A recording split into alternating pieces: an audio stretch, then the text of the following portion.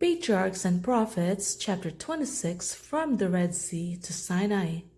This chapter is based on Exodus 15, verses 22 to 27, and chapters 16 to 18. From the Red Sea, the hosts of Israel again set forth on their journey under the guidance of the pillar of cloud. The scene around them was most dreary, bare, desolate-looking mountains, barren plains, and the sea stretching far away, its shores strewn with the bodies of their enemies. Yet they were full of joy in the consciousness of freedom, and every thought of discontent was hushed. But for 3 days as they journeyed, they could find no water.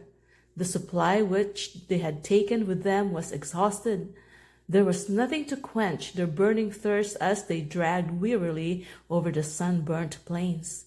Moses, who was familiar with this region, knew what the others did not, that at Marah, the nearest station where springs were to be found, the water was unfit for use, and with intense anxiety he watched the guiding cloud. With a sinking heart, he heard the glad shout, "Water! Water!" echoed along the line. Men, women, and children in joyous haste crowded to the fountain when, lo, a cry of anguish burst forth from the host. The water was bitter. In their horror and despair, they reproached Moses for having led them in such a way, not remembering that the divine presence in that mysterious cloud had been leading him as well as them. In his grief at their distress, Moses did what they had forgotten to do. He cried earnestly to God for help, and the Lord showed him a tree which he had cast into the waters. The waters were made sweet. Here the promise was given to Israel through Moses, "If thou wilt diligently hearken to the voice of the Lord thy God, and wilt do which is right in his sight, and wilt give ear to his commandments, and keep all his statutes, I will put none of these diseases upon thee, which I have brought upon the Egyptians, for I am the Lord that healeth thee." But from Marah the people journeyed to Elim, where they found 12 wells of water and 70 palm trees. Here they remained several days before entering the wilderness of Sin. When they had been a month absent from Egypt, they made their first encampment in the wilderness. Their store of provisions had now begun to fail. There were scanty herbage in the wilderness, and their flocks were diminishing. How was food to be supplied for these vast multitudes? Doubts filled their hearts, and again they murmured. Even the rulers and elders of the people joined in complaining against the leaders of God's appointment. "Would to God we had died by the hand of the Lord in the land of Egypt, when we sat by the flesh pots, and when we did eat bread to the full, for ye have brought us forth in this wilderness to kill this whole assembly with hunger." They had not as yet suffered from hunger. Their present wants were supplied, but they feared for the future.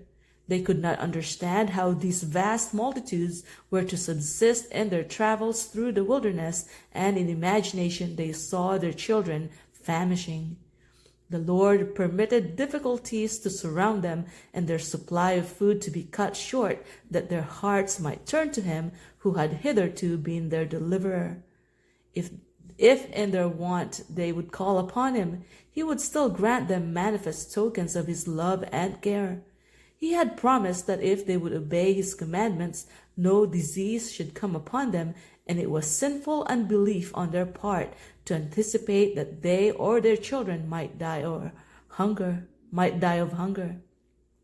God had promised to be their God, to take them to himself as a people, and to lead them to a large and good land, but they were ready to faint at every obstacle encountered in the way to that land.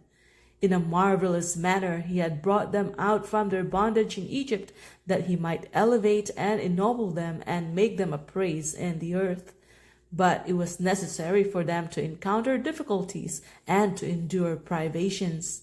God was bringing them from a state of degradation and fitting them to occupy an honorable place among the nations and to receive important and sacred trusts.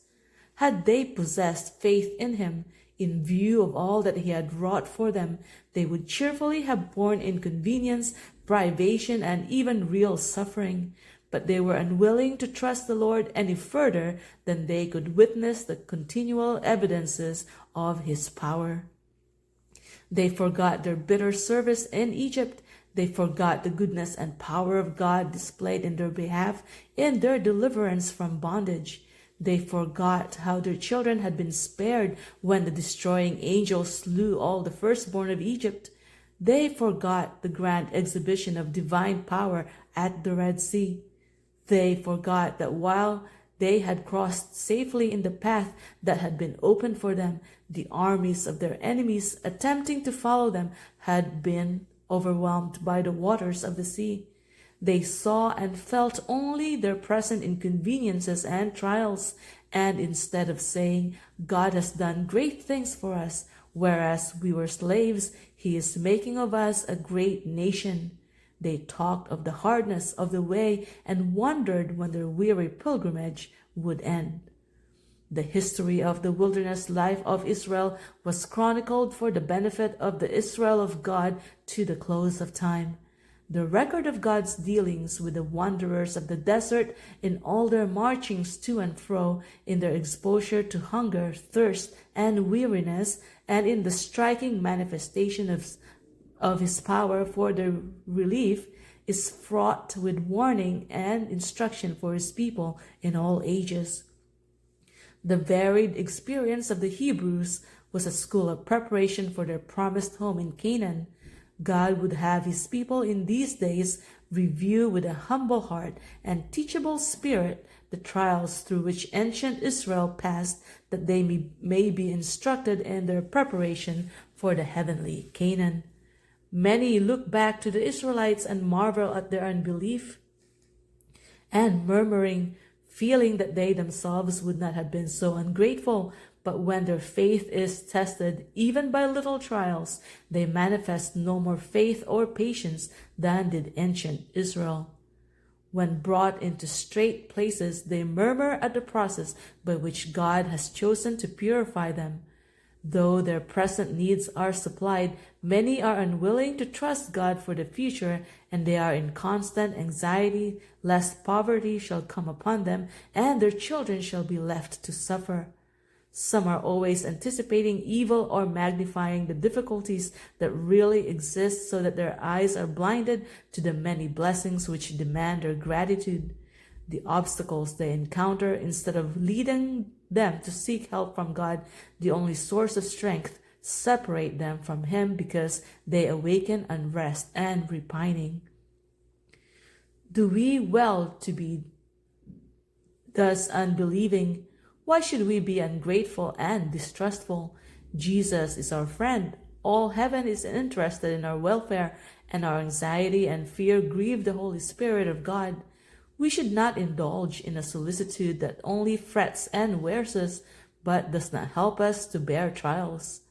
No place should be given to that distrust of God which leads us to make a preparation against future want the chief pursuit of life, as though our happiness consisted in these earthly things.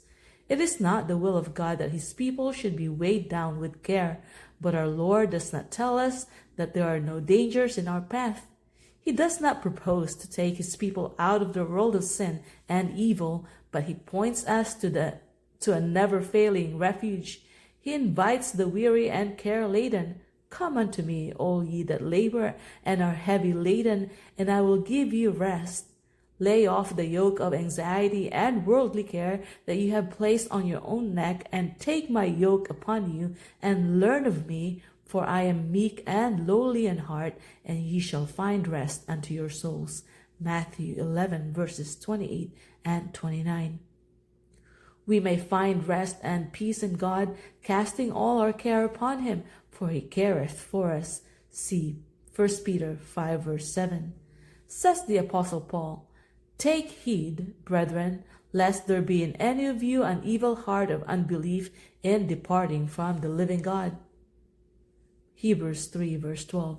In view of all that God has wrought for us, our faith should be strong, active, and enduring. Instead of murmuring and complaining, the language of our hearts should be, "Bless the Lord, O my soul, and all that is within me. Bless his holy name. Bless the Lord, O my soul, and forget not all his benefits." Psalm 103 verses 1 and 2. God was not unmindful of the wants of Israel. He said to their leader, "I will rain bread from heaven for you," and directions were given that the people gather a daily supply with a double amount on the sixth day, that the sacred observance of the Sabbath might be maintained. Moses assured the congregation that their wants were to be supplied. "The Lord shall give you in the evening flesh to eat, and in the morning bread to the full." And he added, "What are we? Your murmurings are not against us, but against the Lord." He further bade Aaron say to them, "Come near before the Lord, for he hath heard your murmurings." While Aaron was speaking, they looked toward the wilderness, and behold, the glory of the Lord appeared in the cloud. A splendor such as they never witnessed symbolized the divine presence. Through manifestations addressed to their senses, they were to obtain a knowledge of God. They must be taught that the Most High, and not merely the man Moses, was their leader, that they might fear his name and obey his voice. At nightfall, the camp was surrounded by vast flocks of quails, enough to supply the entire company.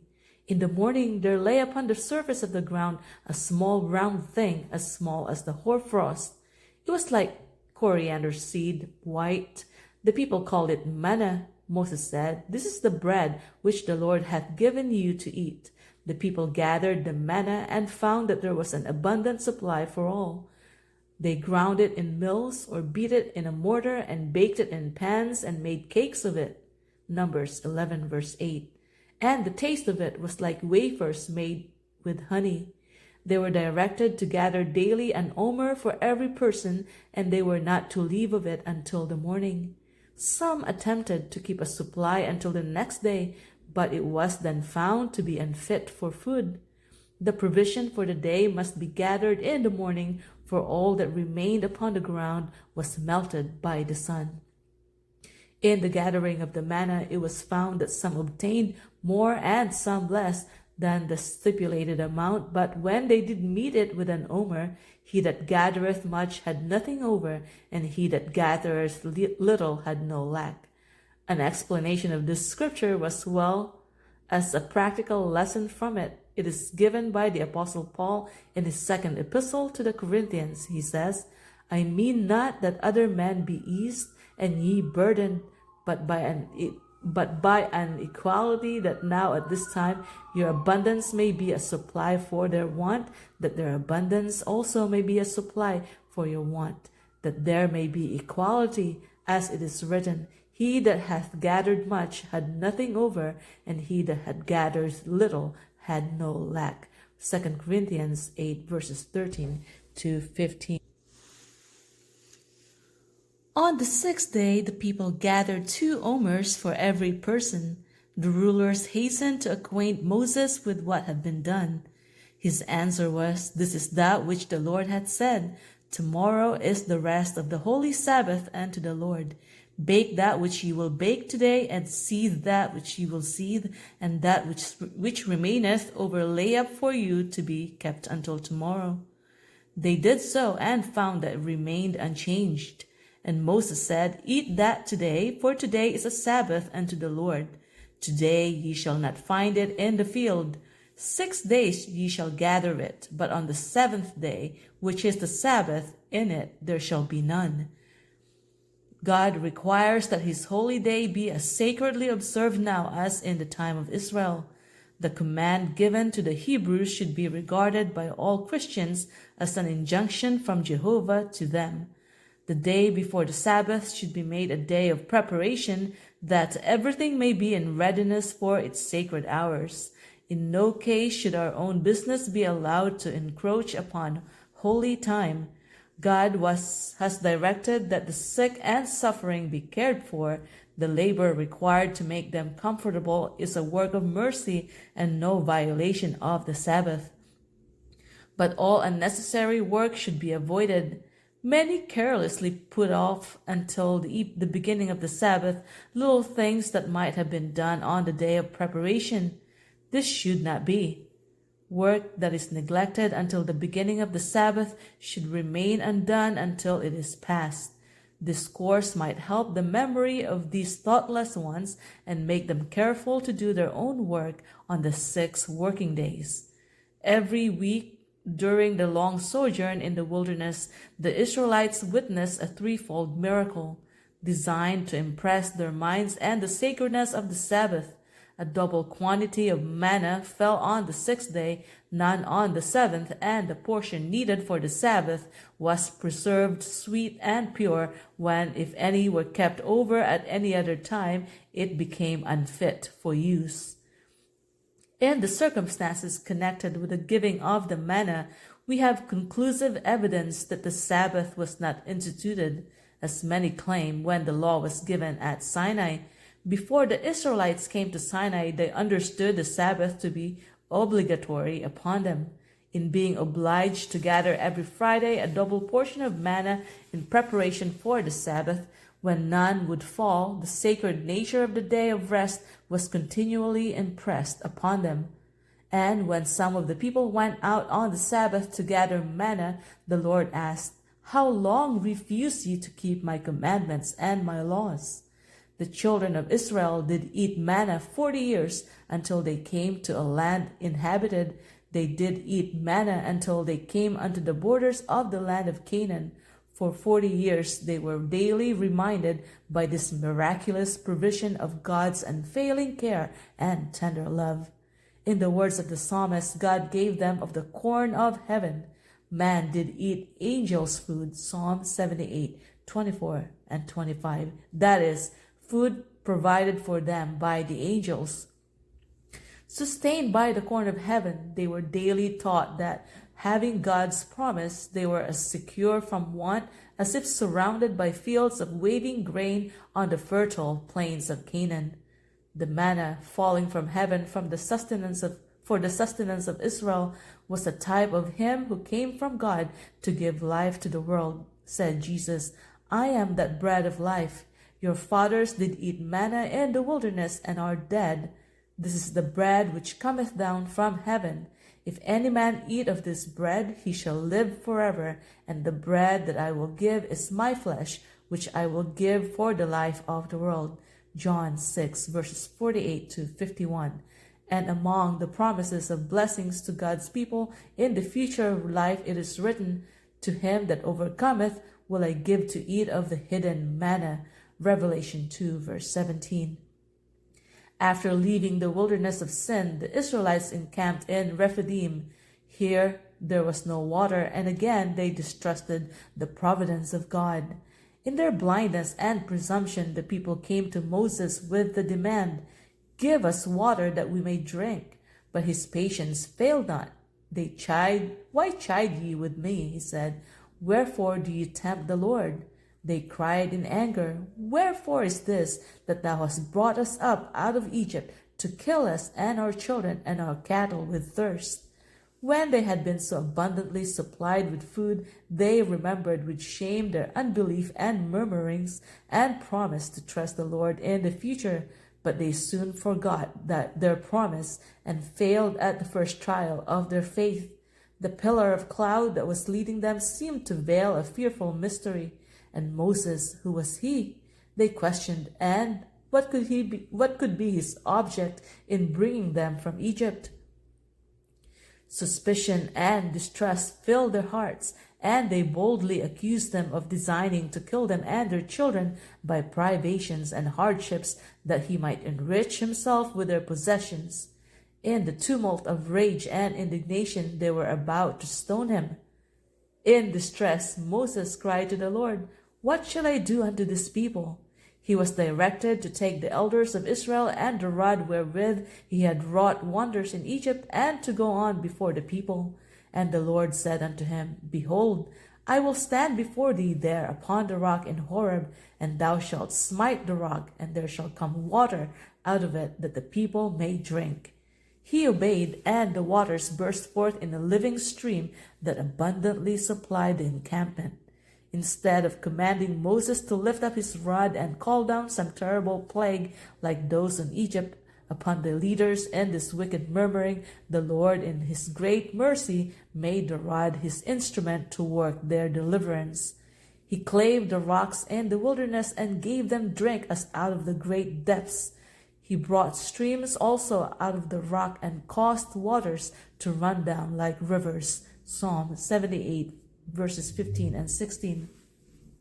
Moses smote the rock, but it was the Son of God who veiled in the cloudy pillar, stood beside Moses and caused the life-giving water to flow. Not only Moses and the elders, but all the congregation who stood at a distance beheld the glory of the Lord, but had the cloud been removed, they would have been slain by the terrible brightness of him who abode therein. In their thirst, the people had tempted God, saying, "Is the Lord among us or not? If God has brought us here, why does he not give us water as well as bread?"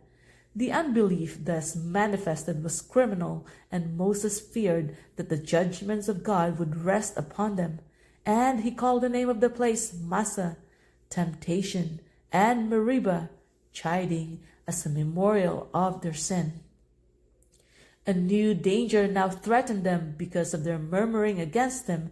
The Lord suffered them to be attacked by their enemies. The Amalekites, a fierce warlike tribe inhabiting that region, came out against them and smote those who, faint and weary, had fallen into the rear. Moses, knowing that the masses of the people were unprepared for battle, directed Joshua to choose from the different tribes a body of soldiers and lead them on the morrow against the enemy, while he himself would stand on the eminence nearby with the rod of God in his hand. Accordingly, the next day, Joshua and his company attacked the foe, while Moses and Aaron and Hur were stationed on a hill overlooking the battlefield. With arms outstretched toward heaven and holding the rod of God in his right hand, Moses prayed for the success of the armies of Israel. As the battle progressed, it was observed that so long as his hands were reaching upward, Israel prevailed, but when they were lowered, the enemy was victorious. As Moses became weary, Aaron and Hur stayed up his hands until the going down of the sun, when the enemy was put to flight. As Aaron and Hur supported the hands of Moses, they showed the people their duty to sustain him in his arduous work, while he should receive the word from God to speak to them. And the act of Moses also was significant, showing that God held their destiny in his hands. While they made him their trust, he would fight for them and subdue their enemies. But when they should let go their hold upon him and trust in their own power, they would be ever weaker than those who had not the knowledge of God, and their foes would prevail against them.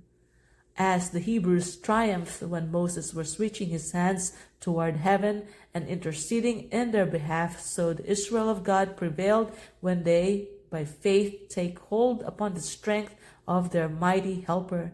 Yet divine strength is to be combined with human effort.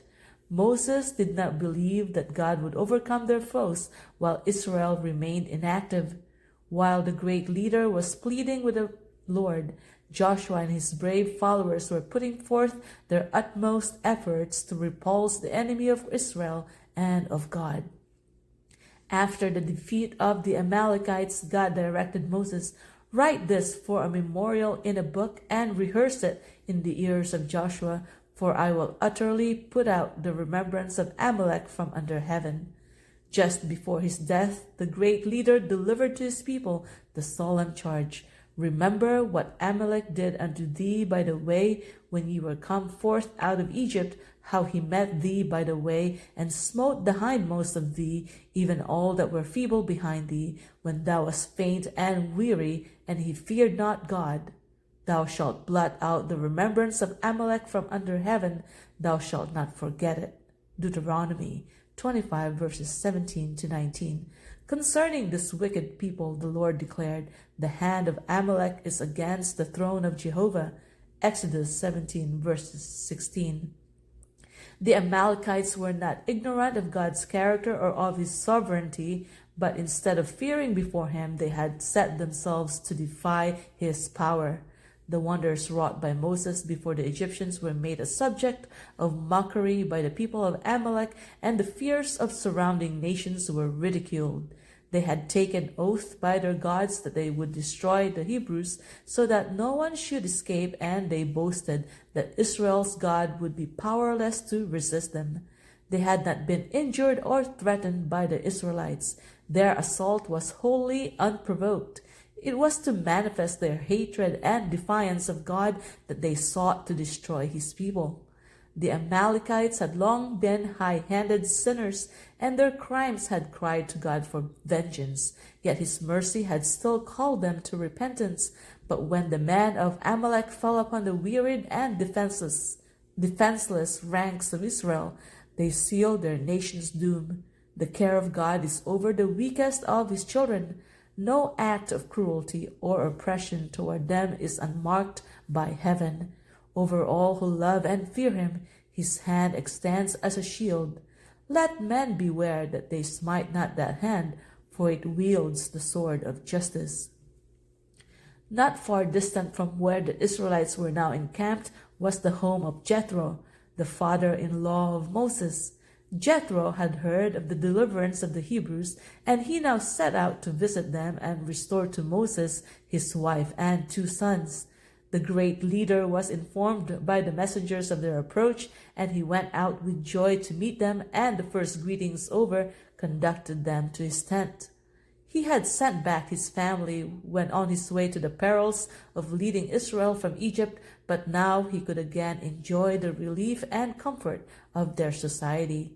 To Jethro, he recounted the wonderful dealings of God with Israel, and the patriarch rejoiced and blessed the Lord, and with Moses and the elders he united in offering sacrifice and holding a solemn feast in commemoration of God's mercy.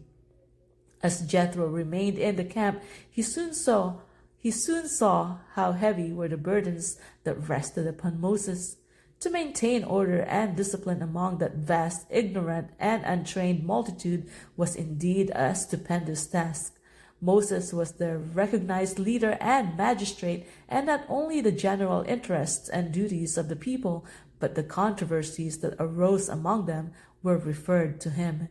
He had permitted this, for it gave him an opportunity to instruct them, as he said, "I do make them know the statutes of God and his laws." But Jethro remonstrated against this, saying, "This thing is too heavy for thee. Thou art not able to perform it thyself alone. Thou wilt surely wear away." And he counseled Moses to appoint proper persons as rulers of thousands, and others as rulers of hundreds, and others of tens. They should be able men, such as fear God, men of truth, hating covetousness.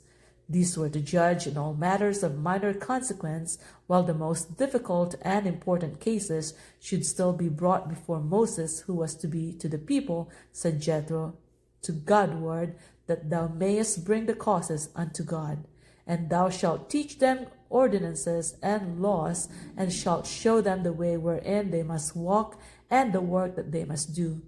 This counsel was accepted, and it not only brought relief to Moses, but resulted in establishing more perfect order among the people. The Lord had greatly honored Moses and had wrought wonders by his hand, but the fact that he had been chosen to instruct others did not lead him to conclude that he himself needed no instruction. The chosen leader of Israel listened gladly to the suggestions of the godly priest of Midian and adopted his plan as a wise arrangement. From Rephidim, the people continued their journey, following the movement of the cloudy pillar. Their route had led across barren plains, over steep ascents, and through rocky defiles.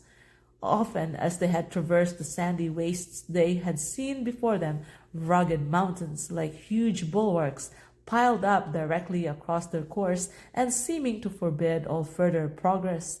But as they approached, openings here and there appeared in the mountain wall, and beyond, another plain opened to view. Through one of the deep, gravelly passes they were now led. It was a grand and impressive scene. Between the rocky cliffs, rising hundreds of feet on either side, flowed in a living tide far as the eye could reach the host of Israel with their flocks and herds. And now before them in solemn majesty, Mount Sinai lifted its massive front. The cloudy pillar rested upon its summit, and the people spread their tents upon the plain beneath. Here was to be their home for nearly a year. At night the pillar of the fire assured them of the divine protection, and while they were locked in slumber, the bread of heaven fell gently upon the encampment.